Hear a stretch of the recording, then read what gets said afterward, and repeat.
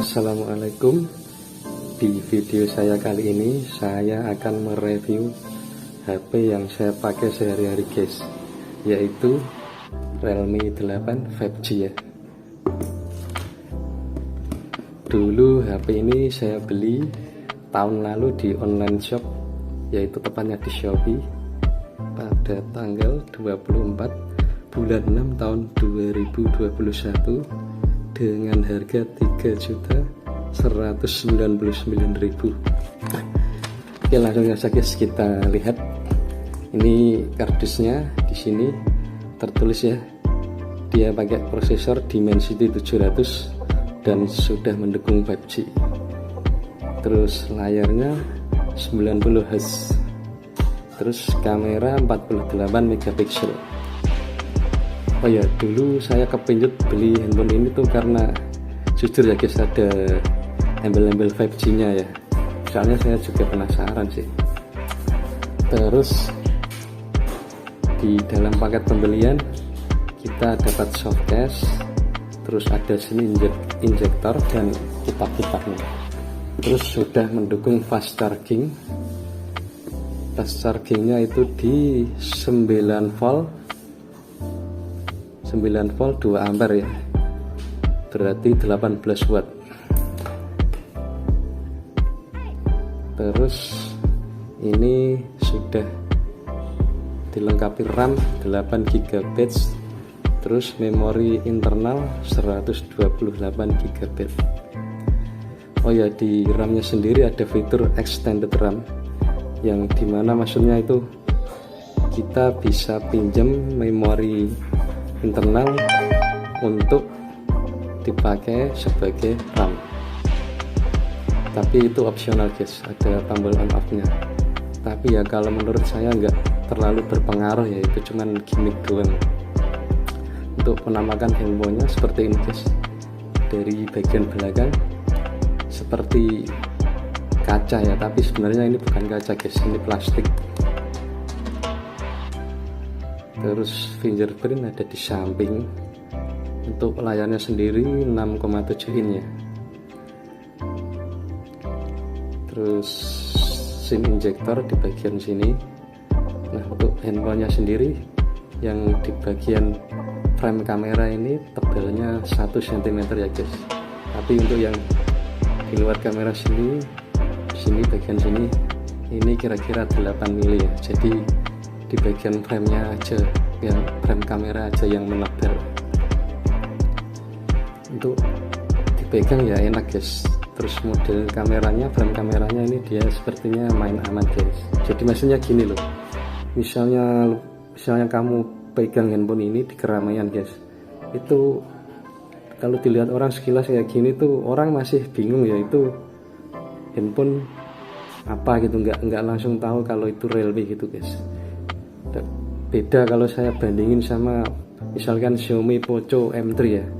Orang kalau pegang handphone Xiaomi Poco M3, orang lirik aja tuh udah langsung tahu kalau itu adalah HP Xiaomi ya, karena dia punya ciri khas di kameranya ya guys, yang desainnya itu kalau menurut saya berani.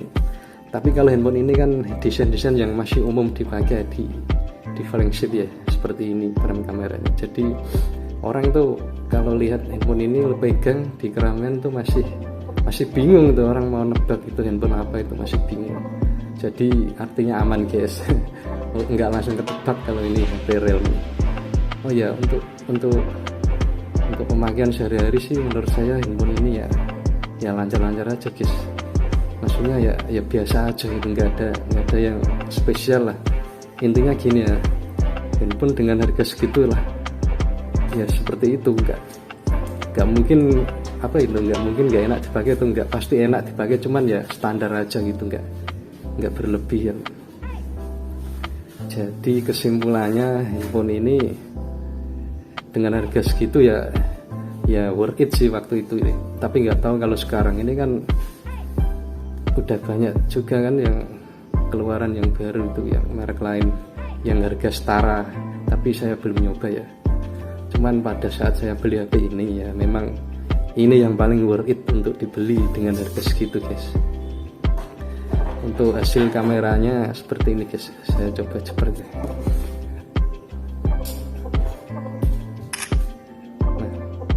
ini guys. Kalau saya sendiri menilai hasil fotonya itu standar tapi bagus ya. Intinya gini loh, hasil fotonya tuh nggak berlebihan guys, nggak ngejreng gitu, nggak melebihi objek aslinya gitu. Karena ada itu HP lain yang berlebihan guys, yang hasilnya itu cenderung lebih jreng, lebih tajam dari warna aslinya ya. Oh ya, untuk videonya dia belum mendukung 4K guys, jadi mentok di 1080p ya. Tapi itu udah cukup bagus kalau menurut saya ya, standar tapi standar bagus guys. Dan handphone ini sempat buat saya konten guys.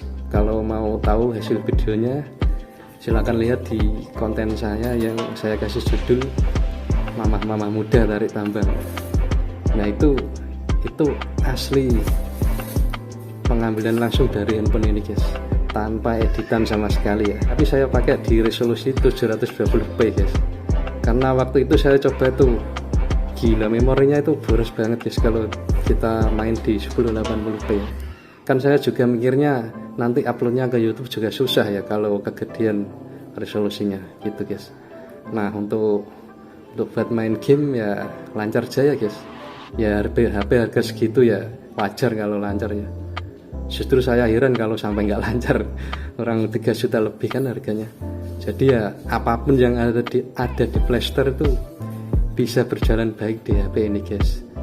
Cuman waktu saya nyobain game kayak Mobile Legends terus PUBG itu ya lancar lah mas. Buat main Mobile Legends sendiri saya pakai 1 kali game ya kira-kira 15 menit, itu paling kemakan 3% itu baterainya.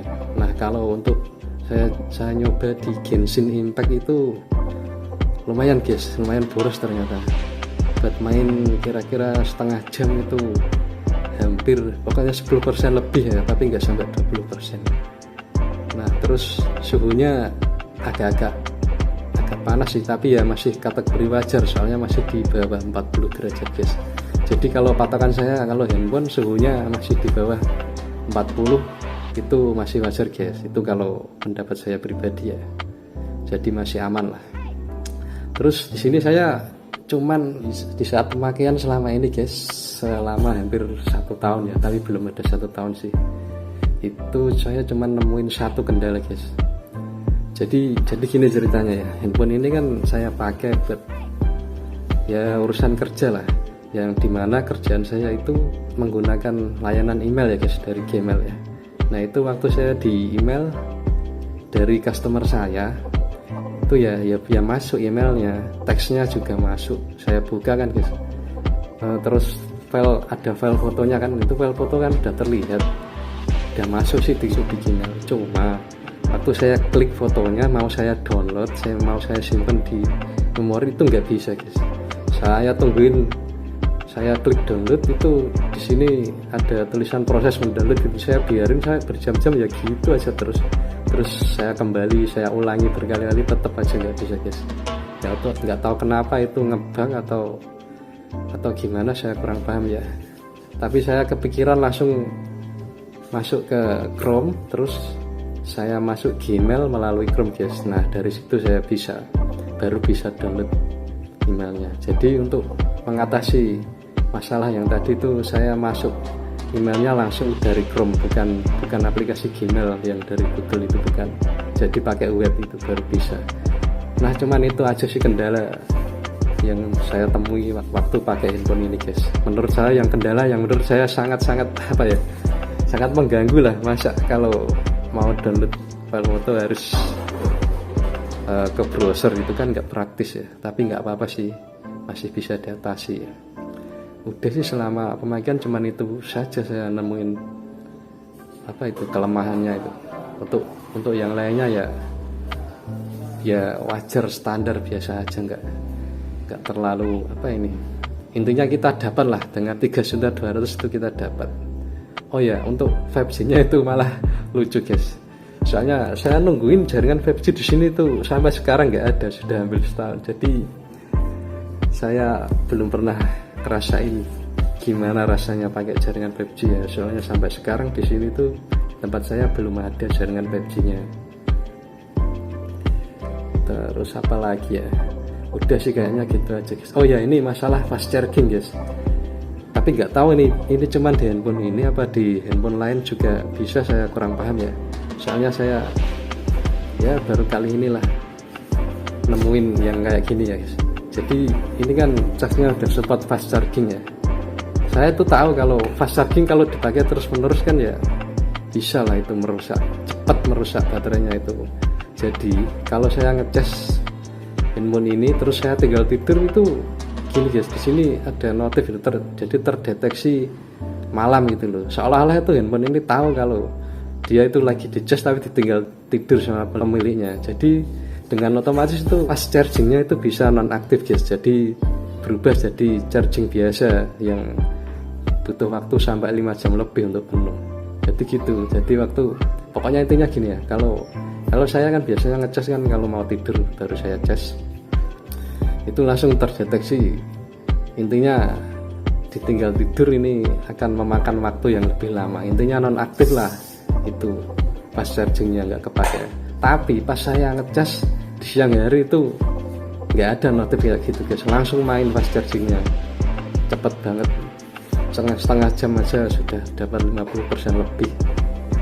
Oh ya, untuk baterainya ini ya awet lah guys, 5000 mAh itu udah cukup untuk pemakaian harian, itu nggak pernah habis saya itu sebenarnya. Jadi kalau mau tidur itu saya lihat baterai itu masih apa itu sekitar 60% guys. Jadi sehari saya itu cuman kemakan 40% ya, itu untuk pemakaian wajar ya. Ya sesekali main game, sesekali buka YouTube, terus media sosial, itu aja sih. Udah sekian dulu ya guys di video saya kali ini untuk mereview HP Realme 8 5G. Oh ya, ini lupa saya ngasih tahu, ini juga sudah mendukung NFC guys, tapi ya nggak terlalu penting sih buat saya, cuman ya kelihatan lengkap itu aja. Tapi bisa dipakai kok, pernah saya coba bisa itu NFC nya, cepet banget. Oke, sekian dulu guys video dari saya untuk review HP Realme 5G. Mohon dikoreksi kalau ada yang salah keterangan saya, karena saya cuman manusia biasa guys yang ya nggak terlalu pengalaman buat nge-review ginian ya, jadi pasti banyak salahnya ya. Oke, wassalamualaikum warahmatullahi wabarakatuh.